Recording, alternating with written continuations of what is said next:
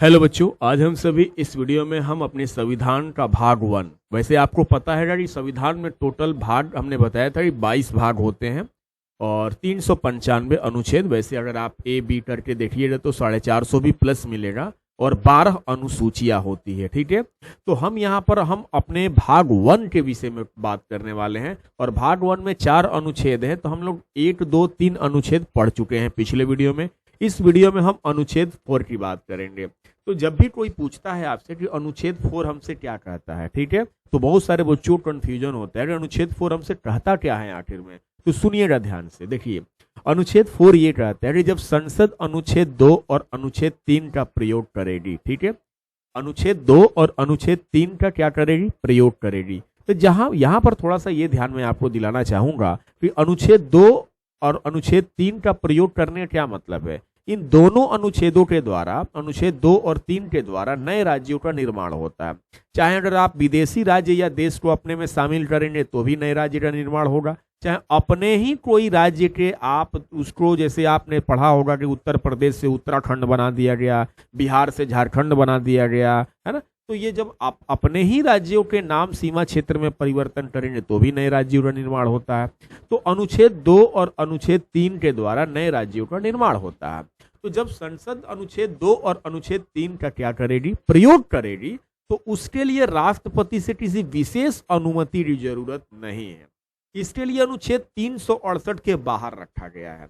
अब यहां पर आपको ये समझना है कि अनुच्छेद 368 के बाहर रखने का क्या मतलब है।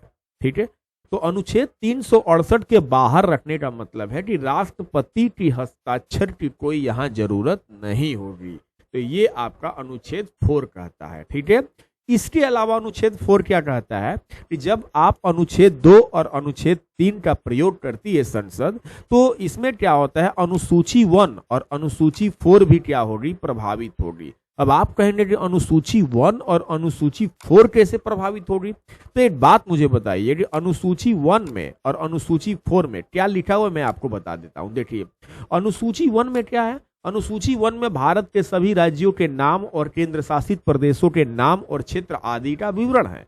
तो जब आप अनुच्छेद 2 और अनुच्छेद 3 का प्रयोग करके नए राज्यों का निर्माण करेंगे तो इन राज्यों के नाम का जो सूची दिया हुआ रहेगा तो उसमें भी परिवर्तन करना पड़ेगा, क्योंकि आप नए राज्यों का क्या कर रहे हैं, निर्माण कर रहे हैं। इसीलिए अनुसूची 1 भी प्रभावित होगी। और दूसरी बात, अनुसूची 4 भी प्रभावित क्यों होगी। तो अनुसूची 4 में क्या दिया है, राज्यसभा के सीटों के आवंटन का प्रावधान है। तो जब आप राज्यसभा के सीटों के आवंटन का इसमें प्रावधान है अनुसूची 4 में, तो जब आप नए राज्यों का निर्माण करेंगे तो सिंपल सी बात है कि राज्यसभा के सीटों में चेंजिंग होगा। तो ये हमारा है अनुच्छेद कौन सा, 4। तो सारे बच्चे आपने पढ़ा अनुच्छेद 4 क्या कहता है। अनुच्छेद 4 यह हमसे यही कहता है कि जब भी अनुच्छेद 2 और अनुच्छेद 3 का प्रयोग होगा तो यहाँ पर राष्ट्रपति की हस्ताक्षर की कोई जरूरत नहीं है, यानी कि इसे अनुच्छेद 368 के क्या किया गया है, बाहर रखा गया है। और इसके अलावा जब भी अनुच्छेद 2 और अनुच्छेद 3 का प्रयोग करेगी संसद तो अनुसूची 1 में और अनुसूची 4 भी क्या होगी, प्रभावित होगी। लेकिन जब कोई आपसे पूछ दे कि भैया अनुसूची 1 में क्या लिखा हुआ है, तो बताना है कि अनुसूची 1 में भारत के सभी राज्यों के नाम, क्षेत्र, केंद्र शासित प्रदेशों के नाम, क्षेत्र आदि का विवरण है। तो जब आप नए राज्य का निर्माण करेंगे तो सिंपल सी बात है कि इस अनुसूची 1 में भी चेंजिंग करना पड़ेगा, लिखना पड़ेगा।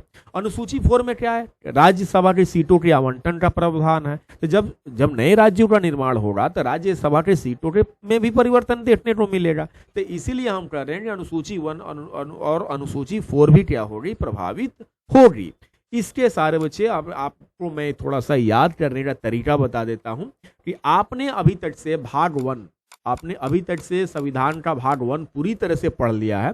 और भाग 1 में टोटल कितने अनुच्छेद है सारे बच्चे, 4 अनुच्छेद है। और इन चारों अनुच्छेदों को आप रिमेंबर कर लीजिए, याद कर लीजिए। जैसे मैं अगर आपसे ये पूछूं कि भैया अनुच्छेद 1 हमसे क्या कहता है, तो आपका जवाब क्या होगा। अनुच्छेद 1 ये कहता है कि भारत अर्थात इंडिया राज्यों का यूनियन है। अनुच्छेद 2 क्या कहता है कि विदेशी राज्य या देशों को अपने में शामिल करना। और अनुच्छेद 3 क्या कहता है कि अपने ही राज्यों के नाम, सीमा क्षेत्र में परिवर्तन। और अभी अभी आपने अनुच्छेद 4 पढ़ लिया कि अनुच्छेद 1 और अनुच्छेद 2 के लिए राष्ट्रपति क्या है, बाध्य है, यानी राष्ट्रपति से कोई हस्ताक्षर की जरूरत नहीं है। तो थैंक यू सारे बच्चे, आपने इस वीडियो को अगर आपको अच्छा लगा होगा तो प्लीज आप लाइक करिएगा, शेयर करिएगा और सब्सक्राइब करिएगा चैनल को। ठीक है, धन्यवाद।